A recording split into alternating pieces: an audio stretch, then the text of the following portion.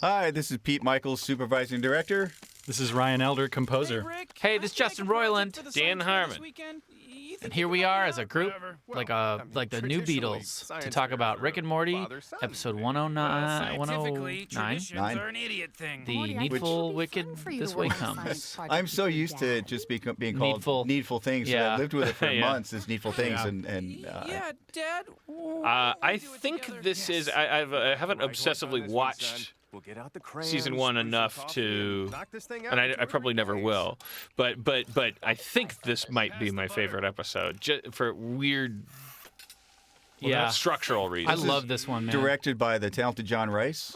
Yeah, who couldn't be here. John Rice, and also written by Mike McMahon, who was our writer's assistant turned writer. And both for the same reason. They just squirted out a baby. And they're having to deal with that mess. Congratulations, guys. Congratulations. And storyboards by Dan O'Connor and Scott Alberts. Yeah. Hey, who did this theme song? Yeah, what jokester made this theme song? Anyone know? Well, me and you, Justin. What did I do? I just gave you notes? You gave me good ideas, man. I remember this was originally the Dog World theme song, so Yeah. this thing's been around for a while. We had to get Elder in here, and we just figured out before we started this episode that this might be Ryan Elder light, this episode, which maybe make it an ironic choice. Well, but we knew we had to get him in here for commentary because more than on any show I know of, the composition of this of the music for the show is like really integral to what you like about it, and oddly autonomous. Yeah. As in, I never tell Ryan Elder shit. I haven't spoken a word to him since I said, "Would you like to do music for Rick and Morty?" And I just took a bath. But I am amazed though, because I mean, you score right to the animatic. You don't do it to the color, which is unusual.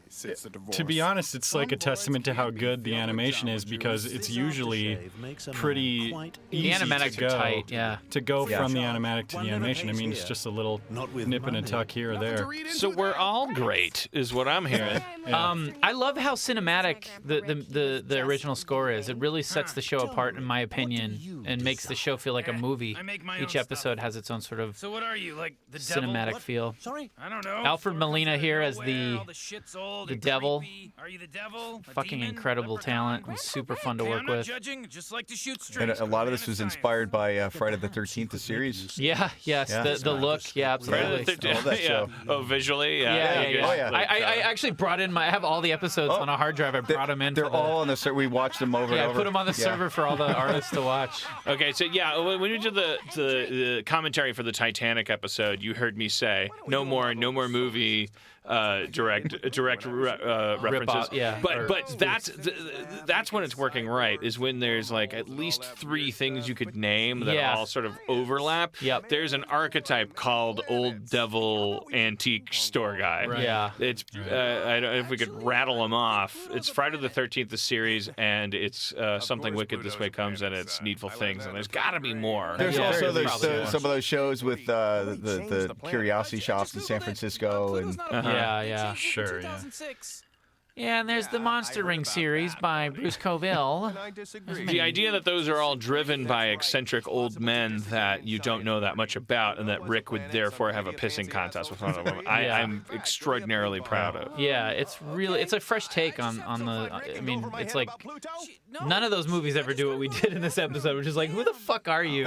Well, I tell you, it goes all back to Bugs Bunny, like Rick says, goes back to Bugs Bunny fucking with the opera. Yeah. By the way, that's Snuffle's dog bed is still in the living room there. Yeah, I think they're hanging on to As you do. it's like a shrine to their to a loved family member that is now off in a better place, hopefully. So Elder, Yeah. when you get you get an animatic when you're starting to think about music, and you go through it, and then you just start describe to someone who knows nothing about what you do. Well, yeah, I mean, I get the animatic, I watch it down, and then once just let it all sink in, and then I kind of go back and pick parts where I think there should be music. get on the phone with Justin. We talk about some ones that I am not sure about. He says, yeah, there should be music there. Yeah, there shouldn't. And then I just kind of go nuts. When you guys talk about, yeah, there should be music there, what kind of language do you use? Do you say... Oh, well, I tend to like to talk... right here, this is a cue.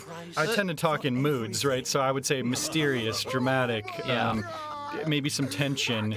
And sometimes he'll write a cue for a scene just to let's just try something, and then I ultimately won't use it just because whenever a cue is too, and you taught me this on the pilot and other things, like whenever a cue is too noticeable or too big for the scene, then it's not. Yeah, it should be like this is a sexist analogy I used to use, but.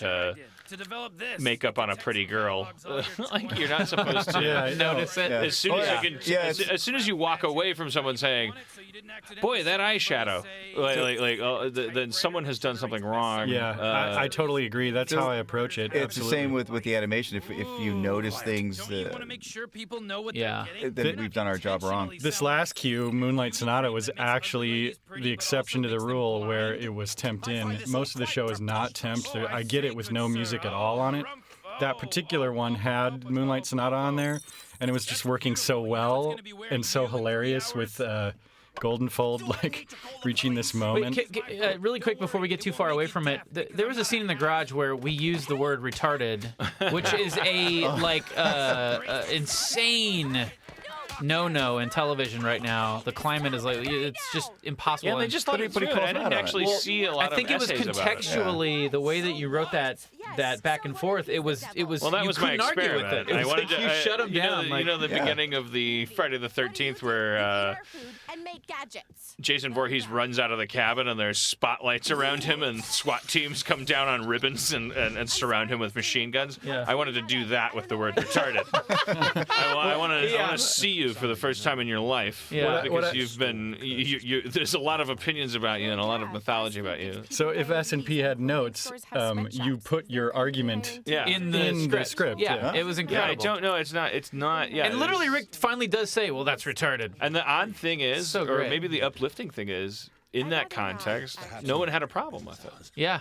Which actually does justify maybe some of the activism linguistically that goes on. If you can do that and no one has a problem with it, then maybe that means that they're just weed whacking along the fringes of bad context. I don't know. I think it's also a reflection on Adult Swim and how it's run. There's a lot less cooks in the kitchen over there. I think people don't like bright lights. This is great.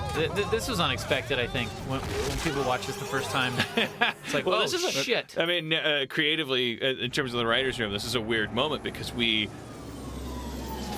Rick is not the cause of this. Yeah, exactly. This is a sci-fi conceit that's intruding on. Yeah, Jerry. When Justin and I were pitching the show to each other, the idea was that the family outside of Rick and Morty represented B stories that would always be domestically grounded. We quickly eschewed that, I think, because we felt comfortable just in general with the property. So we stopped adhering to the strict boundaries. And so, but this is, I think, the only time I can think of where we're just like, sci-fi shit happens sometimes to people that aren't hanging out with Rick Sanchez. And Rich Fulcher here is the king. Fucking amazing. So good, so good. One of my favorite people. Bitch! So great. Gonna go to his head. And then the other thing I want to say before we get too far is that iPad game in the cold open. We got to make that game for real. Jerry's the game. balloons, popping should the just balloons. be called Jerry's game, and you just sit there on your iPad and pop as many balloons as you can. Love that. And then just No watch score. the number of balloons you pop to rise. There's no joy meters. How high and then can you get that number? Level up, and everything's about leveling up. Yeah. Everything's just like this. It's just like this joyless popping of balloons just to see a number get bigger. That'd be so great. Come on, Adult Swim, let's make it. And they don't speed up; they just keep they going just keep up floating slowly. from bottom of screen to top. You The sad thing is, you could get a 17-year-old kid in Seattle to make that in a night. To turn that around in 6 hours. Yeah, exactly. And in a night. You can't get a $7 billion a year corporation to make. We might be able happen. to. We might be able to do it. I'm gonna spearhead that thing. You wait. By the way, one of the things in there, if you might catch it, there's an Emmy award in the shop. Oh yeah, yes. Which I don't Who know. sold their Emmy cursed it? I don't know. Yeah, I would love to know what the curse is on It's that. an Emmy. Well, it's an Emmy for you get They're an all Emmy, cursed. but you get it for Something you didn't know. opiating 350 million. It's a daytime Emmy. I don't know, $8 million. Yeah. See you at the Olympics. I'd like to think it's an actual Emmy, and then it comes with its own actual curse that we're all familiar with. There's no actual conceit on top of it. I remember the other thing with this episode that I was struggling with at a certain point late in the game, which was like some of these curses.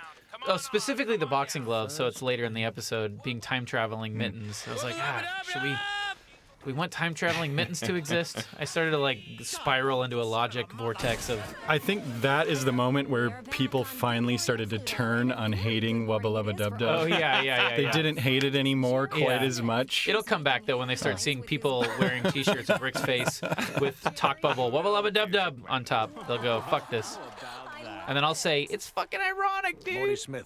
I'm Scroopy Noopers. I'm a scientist. Nolan North here, famous video game actor. Y'all know who he is. We got him, dog. He was here. Sometimes on this show, The center of Pluto, Mr. characters and species and planets are named the way Justin would name them. But then about 40% of the time, as with Scroopy Noopers, it's me making fun of the way Justin names characters. But they just actually, Justin's like a butterfly that has had a wooden butterfly of the opposite gender placed in its tank. He actually will just look at Scroopy Noopers and go, yeah, that's great.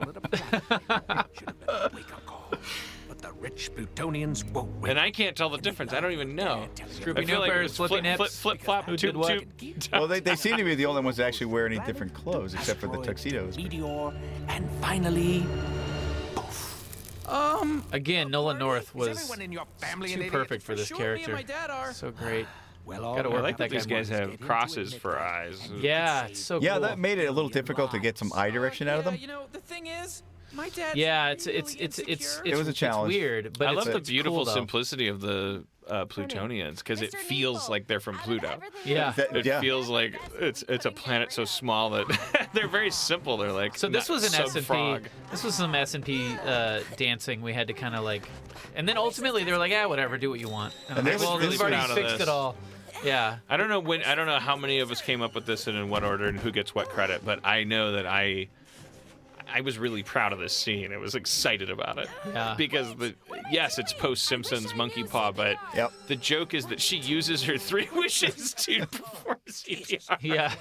To save the devil. We did a little bit of an animation callback to that too, because I worked No, on you that. definitely. That's I worked totally on that Simpsons. episode. Yeah, I totally. And when I did. saw it, I was like, "Oh shit! Maybe we should call him up and tell him." And then I realized, no, fucking cite your references. That's fair is fair. Yep. There's a Pokeball. Oh, yeah, we all back love there. The Simpsons, so. And I worked Oh on yeah, that there's a every episode, Pokeball. so- There's a Pokeball in the background. Yes. Something they wanted from you. We all love Pokemon I here. was your only friend. All of us. And I get nothing? Okay, I'll And give you one cheese. thing. For some reason, there's cheese. I think this is also one of Spencer Grammer's best episodes from as the a best, voice the actress old because fart. she Let's had a go lot get you of hydrated. Well, she was put the most through the ringer. yeah, she had a lot to Yeah. work with here, and she Because she did kind a of, great job. if you read the script on paper, you're not quite sure what's going on between Summer and the Devil Yeah. and Rick. I don't know if I could explain it.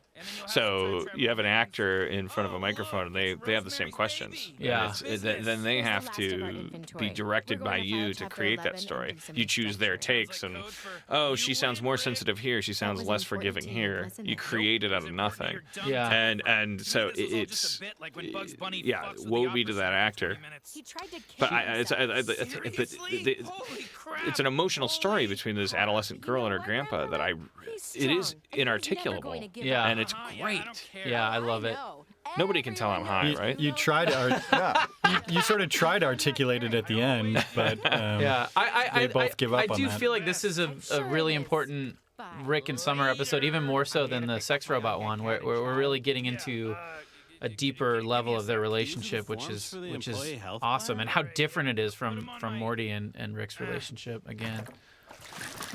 I just got Oh, bored. man. Everybody this out. is great. Just Rick got what he wanted. He's done. That is one of the most this is Rick the peak moments of in the me show. going like, holy shit, Rick's the greatest character ever created. I love how full of himself Jerry is here. He's so like. He's Daffy Duck. Like he's always on the bottom. He is. Yeah. Every chance he gets at a little bit of status, you immediately see him abuse it. I just love this is staged so well because like throughout that whole speech he's just primping and he's like focused on that first. And we try to also scale everything down on Pluto because they're so small. But Yeah. Jerry, every seat Jerry's sitting in, his knees are up to his chest. Yeah, it's so great. Oh, this is a line we moved from the talk show to here, which is great. Excuse me. Bill Hendry again.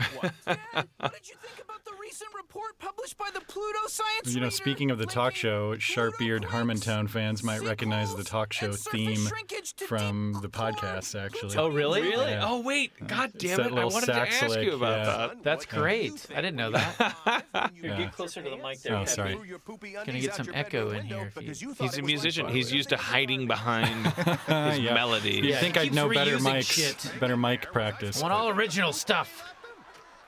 Oh, this is a true Dan story. This whole poopy underwear thing. That's actually happened to you. It's so great. I once shit my pants when I was a kid, and I took my shitty underwear and I just opened my bedroom window and threw them out because I thought that everything that went out the window was just out of the world. Gone.